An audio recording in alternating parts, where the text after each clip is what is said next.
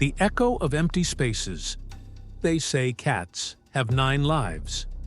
But Whisper? She had just one. And somehow, she used it to save others.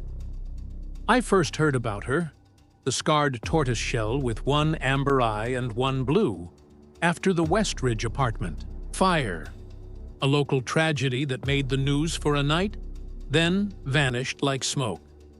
43 residents evacuated, 2 hospitalized, no casualties.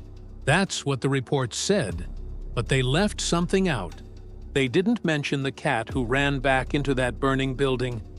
Not once, not twice, 3 times.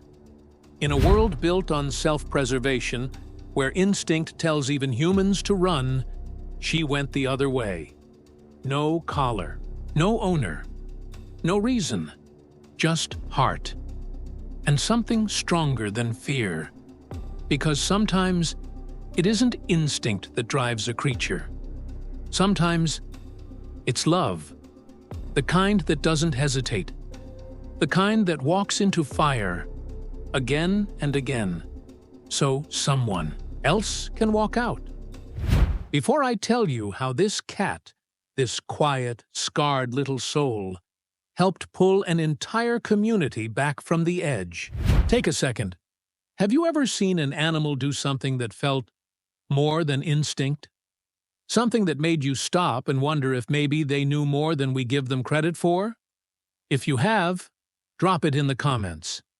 I'd love to hear your story.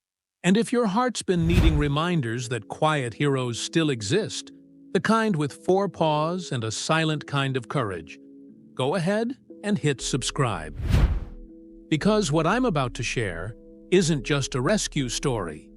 It's about how one life, one small, ordinary life, became the reason a broken neighborhood started to heal in the most unexpected way. The Watcher in the Shadows. Before she had a name, they just called her the Shadow Cat. In Westridge, a place where roofs leaked more than the landlord listened, where people kept to themselves behind locked doors, she was the one thing that moved freely. A flicker of fur slipping through alleys at dusk. Her coat looked like fallen leaves pressed together. Orange, black, bits of white. Always moving. Always watching. Some folks tried to lure her in during the cold months. A plate of tuna here, a bowl of warm milk there. She never stayed long, never let anyone close, but she always came back. She wasn't owned, but somehow she belonged. Mr. Chen, the quiet man who ran the corner store even after getting robbed 3 times in 1 year, once said the cat walked him home the night he lost it after his wife's funeral. Claimed those weird eyes, 1 amber, 1 blue, never left his side until he made it to his front steps. Said it like he half believed it himself. Like maybe grief had made him see things. Maria Diaz swore the cat stayed outside her window the whole night her little boy was in the hospital. Said it didn't budge.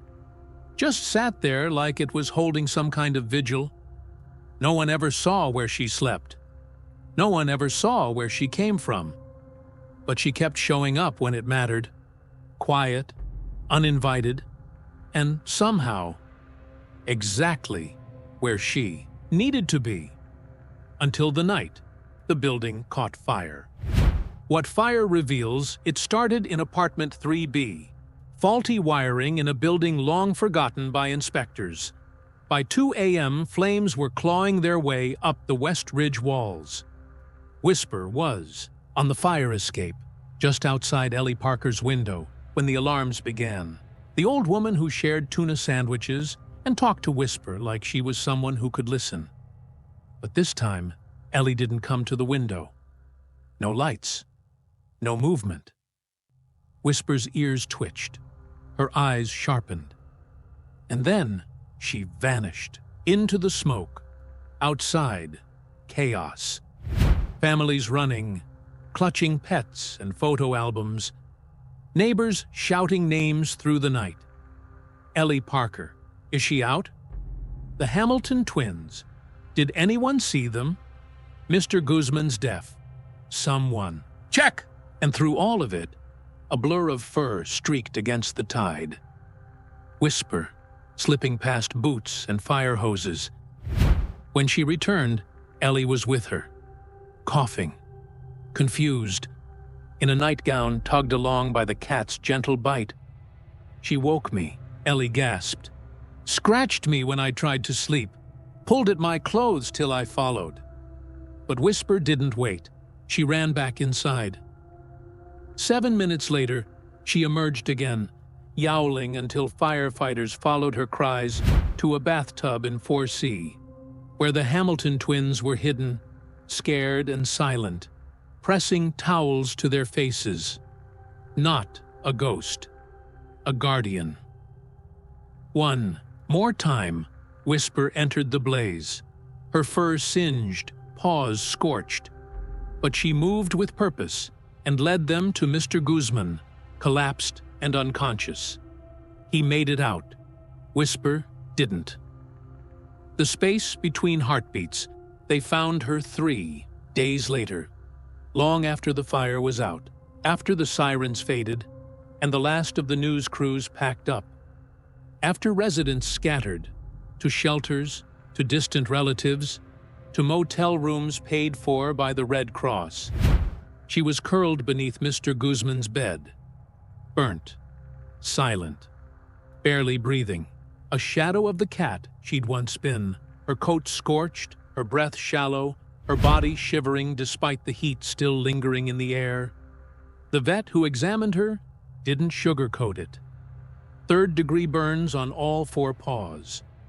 Her lungs are full of soot. Honestly, she shouldn't have made it this far. No one thought she'd survive the night. But something strange began to happen. Word spread, first among the evacuees, passed in hushed phone calls and tearful texts. Then local headlines picked it up. Then the story hit social media. The cat who ran into the fire, who came back 3 times. People began showing up at the clinic.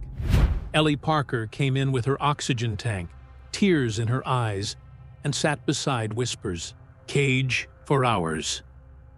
"You came back for me," she murmured. "Now I'm staying for you." The Hamilton twins arrived with crayon drawings of Whisper in a cape. One drawing showed flames behind her. The other, a hospital bed and a cat keeping watch. Even Mr. Guzman, bandaged and barely able to stand, shuffled in.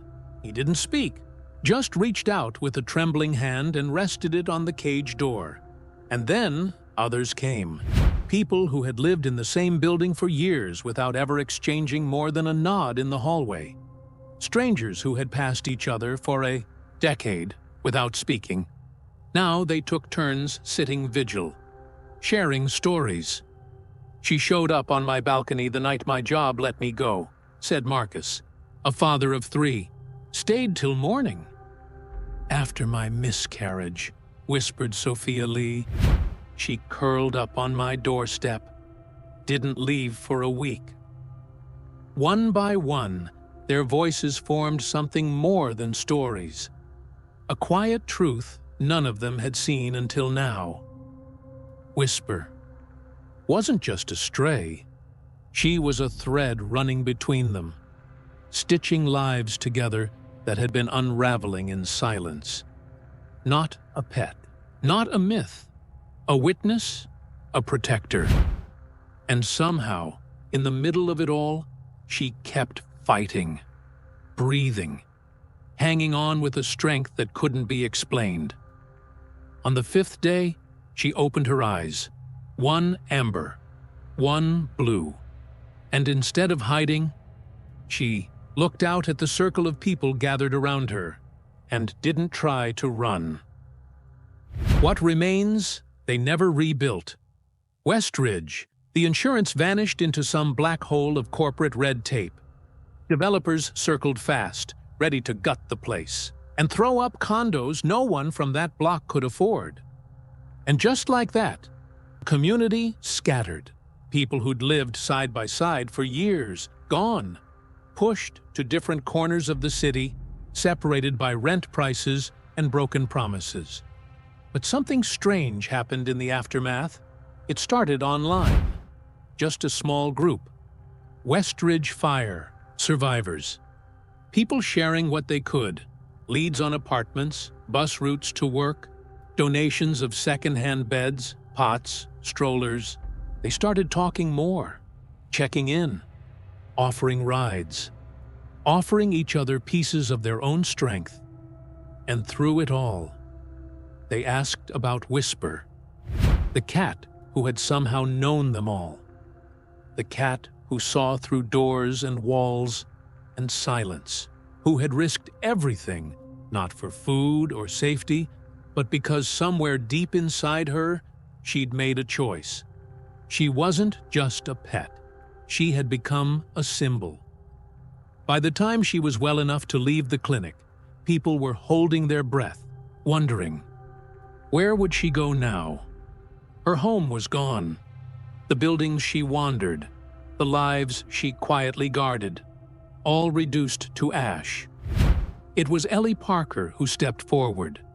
"She's coming with me," she said, "to my daughter's place in the suburbs, but she's not mine. She's ours." And that's how Whisper's new chapter began.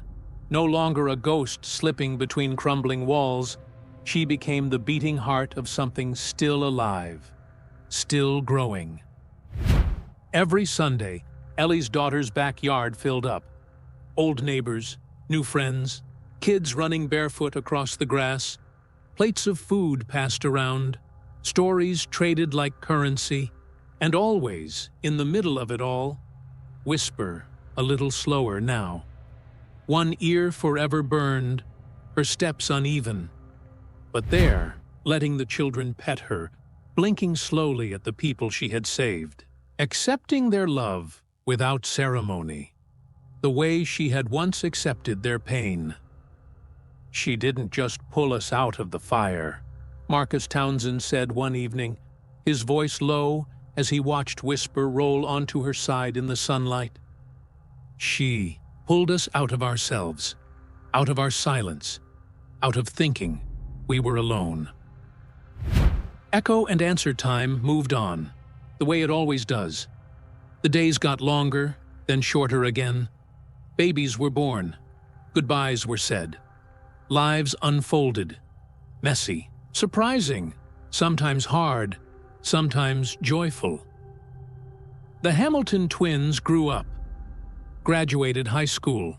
One went into nursing, the other started a small bakery out of her apartment kitchen.